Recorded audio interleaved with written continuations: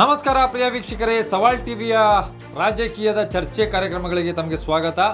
ಇವತ್ತಿನ ರಾಜಕೀಯದಲ್ಲಿ ಯಾವ ರೀತಿ ಬೆಳವಣಿಗೆ ಕಂಡಿದೆ ಮತ್ತು ಯಾವ ರೀತಿಯ ಒಂದು ಹೊಸ ಕಾರ್ಯಗಳು ಉದ್ಭವವಾಗಿದೆ, ಇಲ್ಲಿ ನಡೆಸಿರುವಂತಹ ಒಂದು ವಿಧಾನ ಪರಿಷತ್ತು ಚುನಾವಣೆಯಲ್ಲಿ ಯಾವ ರೀತಿ ಯಾವ ಪಕ್ಷ ಜಯಬೇರಿ ಬಾರಿಸಿದೆ, ಇದೆಲ್ಲ ವಿವರಗಳನ್ನ ಈಗ ನಾವು ನೀವು ಸೇರಿ ಚರ್ಚೆ ಮಾಡೋಣ. ಅಂತಂದರೆ ಈಗ ನಾನು ಹೇಳೋದನ್ನ ನೀವು ಸಂಪೂರ್ಣವಾಗಿ ಕೇಳಿದ ಮೇಲೆ ನಮ್ಮ ಕಮೆಂಟ್ ಬಾಕ್ಸ್ನಲ್ಲಿ ನಿಮ್ಮ ಅನಿಸಿಕೆ ಅಭಿಪ್ರಾಯಗಳನ್ನ ದಯವಿಟ್ಟು ತಿಳಿಸಿ.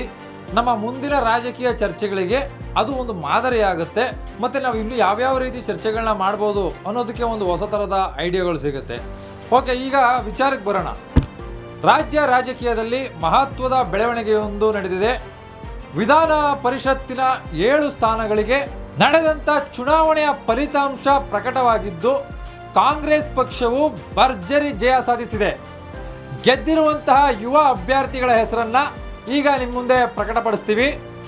BK ಹರಿಪ್ರಸಾದ್ ಕಾಂಗ್ರೆಸ್ನಿಂದ ಗೆದ್ದಿದ್ದಾರೆ.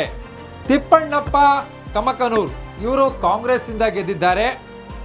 ಮತ್ತು BP ಮೋಹನ್ ಮತ್ತು BS ಶಿವಣ್ಣ, ವಿಜಯ್ ಕಾರ್ತಿಕ್ ಈ 5 ಜನ ಕಾಂಗ್ರೆಸ್ನಿಂದ ಸ್ಪರ್ಧಿಸಿ ಗೆದ್ದಿದ್ದಾರೆ. ಇದರಿಂದ ಕಾಂಗ್ರೆಸ್ಸಿಗೆ ಅತಿ ಹೆಚ್ಚು ಜಯ ಅಂತ ಹೇಳ್ಬೋದಾಗಿದೆ. ಮತ್ತು BJPಯಲ್ಲಿ R ರಘು ಅವರು ಗೆದ್ದಿದ್ದಾರೆ ಮತ್ತು ಲಿಂಗರಾಜ್ ಪಾಟೀಲ್ ರವರು ಗೆದ್ದಿದ್ದಾರೆ. ಇದರಿಂದಾಗಿ BJPಯು ಕೂಡ ತನ್ನ ಸ್ಥಾನವನ್ನು ಉಳಿಸ್ಕೊಂಡಿದೆ. ಈಗ JDSನಲ್ಲಿ ಗೋವಿಂದರಾಜು ಅವರು ಜನತಾದಳದಿಂದ ಹೀನಾಯವಾಗಿ ಸೋತಿದ್ದಾರೆ. ಸೊ JDSನಿಂದ ಇವರು ಸೋತಿದ್ದಾರೆ. BJP ತನ್ನ ಸ್ಥಾನ ಉಳಿಸ್ಕೊಂಡಿದೆ. ಕಾಂಗ್ರೆಸ್ಸು ತಮ್ಮ ಭರ್ಜರಿ ಜಯ ಸಾಧಿಸಿದೆ. ಒಟ್ಟು 7 ಸ್ಥಾನಗಳಲ್ಲಿ ಕಾಂಗ್ರೆಸ್ 5 ಸ್ಥಾನಗಳನ್ನು ಗೆದ್ದುಕೊಂಡಿದೆ. BJP 2 ಸ್ಥಾನಗಳಲ್ಲಿ ತಮ್ಮ ಜಯವನ್ನು ಸಾಧಿಸಿದೆ. JDS ಪಕ್ಷವು ಚುನಾವಣೆಯಲ್ಲಿ ಹೀನಾಯತ ಸೋಲು ಕಂಡಿದೆ. GT ದೇವೇಗೌಡರವರು ಜನತಾದಳದ ಶಾಸಕ ತಮ್ಮ ಆತ್ಮಸಾಕ್ಷಿಯ ಮತ ಹಾಕಿದ್ದೇನೆ ಎಂದು ಹೇಳಿಕೊಂಡಿದ್ದಾರೆ. ಅಂದರೆ ಅವರ ಒಂದು ಮನಸ್ಸೋ ಇಚ್ಛೆಯಂತೆ ಯಾವುದೇ ತರಹದ ಭೇದ ಭಾವ ಇಲ್ಲದೇ ಮತ ಹಾಕಿದ್ದೀನಿ ಅಂತ ಹೇಳಿರ್ಬೋದೇನೋ ಅಂತ ಕೇಳಿಬರ್ತಾ ಇದೆ. ಮತ್ತು ಇಲ್ಲಿ ಇನ್ನೊಂದು, BJP ಮತ್ತು ಜನತಾದಳದ ಯುವ ನಾಯಕರು ಯಾರು ಕೂಡ ನಮ್ಮನ್ನು ಮತ ಹಾಕಿ ಅಂತ ಕೇಳಿಲ್ಲ, ನಾವು ತಾವಾಗಿಯೇ ಅಂದರೆ ಆತ್ಮಸಾಕ್ಷಿಯ ಮತ ಚಲಾಯಿಸಿದ್ದೇವೆ ಸ್ವಯಂ ಪ್ರೇರಿತರಾಗಿ ಎಂದು BJPಯ ಉಚ್ಚಟಿತ ಶಾಸಕರಾದಂತಹ ಹರೇಬೈಲ್ ಶಿವರಾಮ್ ಹೆಬ್ಬಾರ್ ಅವರು ಮತ್ತು ST ಸೋಮಶೇಖರ್ ಅವರು ಹೇಳಿದ್ದಾರೆ. ಈ ಫಲಿತಾಂಶ ಕಾಂಗ್ರೆಸ್ ಪಕ್ಷಕ್ಕೆ ದೊಡ್ಡ ರಾಜಕೀಯ ಬಲವನ್ನು ನೀಡಿದೆ. ವಿಶೇಷವಾಗಿ ಮುಖ್ಯಮಂತ್ರಿ DK ಶಿವಕುಮಾರ್ ಅವರ ನಾಯಕತ್ವಕ್ಕೆ ಇದು ಮತ್ತಷ್ಟು ಬೆಂಬಲ ಸಿಗುವಂತಾಗಿದೆ ಎಂದು ರಾಜಕೀಯ ವಲಯದಲ್ಲಿ ಚರ್ಚೆಗಳಾಗುತ್ತಿವೆ.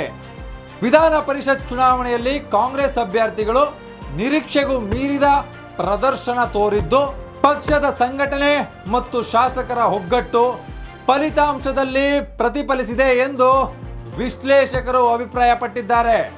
ಇನ್ನೊಂದೆಡೆ BJP 2 ಸ್ಥಾನಗಳನ್ನು ಗೆಲ್ಲುವ ಮೂಲಕ ತನ್ನ ಅಸ್ತಿತ್ವವನ್ನು ಉಳಿಸಿಕೊಂಡಿದೆ. ಮುಂದಿನ ದಿನಗಳಲ್ಲಿ ರಾಜ್ಯ ರಾಜಕಾರಣದಲ್ಲಿ ಈ ಫಲಿತಾಂಶದ ಪರಿಣಾಮ ಹೇಗಿರಲಿದೆ ಎಂಬುದು ಕಾದು ನೋಡಬೇಕಾಗಿದೆ ಮತ್ತು ಜನರಲ್ಲಿ ಕುತೂಹಲವನ್ನು ಮೂಡಿಸಿದೆ. ಒಟ್ಟಾರೆಯಾಗಿ ವಿಧಾನ ಪರಿಷತ್ ಚುನಾವಣೆಯಲ್ಲಿ ಫಲಿತಾಂಶ ಕಾಂಗ್ರೆಸ್ಗೆ ಭರ್ಜರಿ ಜಯ ಬಾರಿಸಲಾಗಿದ್ದು ರಾಜ್ಯ ರಾಜಕಾರಣದಲ್ಲಿ ಪಕ್ಷದ ಆತ್ಮವಿಶ್ವಾಸವನ್ನು ಮತ್ತಷ್ಟು ಹೆಚ್ಚಿಸಿದೆ. ಇದು ಇಂದಿನ ಪ್ರಮುಖ ರಾಜಕೀಯ ಸುದ್ದಿಯಾಗಿತ್ತು. ಇದೇ ರೀತಿಯ ರಾಜಕೀಯ ಸುದ್ದಿ ಮತ್ತು ಚರ್ಚೆಗಳಿಗೆ ನಮ್ಮ ಸವಾಲ್ ಟಿವಿನ ಸಬ್ಸ್ಕ್ರೈಬ್ ಮಾಡ್ಕೊಳ್ಳಿ ಮತ್ತು ಹೆಚ್ಚಿನ ಶೇರ್ ಮಾಡಿ. ನಿಮ್ಮ ಅನಿಸಿಕೆ ಅಭಿಪ್ರಾಯಗಳನ್ನ ಕಮೆಂಟ್ ಬಾಕ್ಸ್ನಲ್ಲಿ ಕಮೆಂಟ್ ಮಾಡಿ. ಧನ್ಯವಾದಗಳು.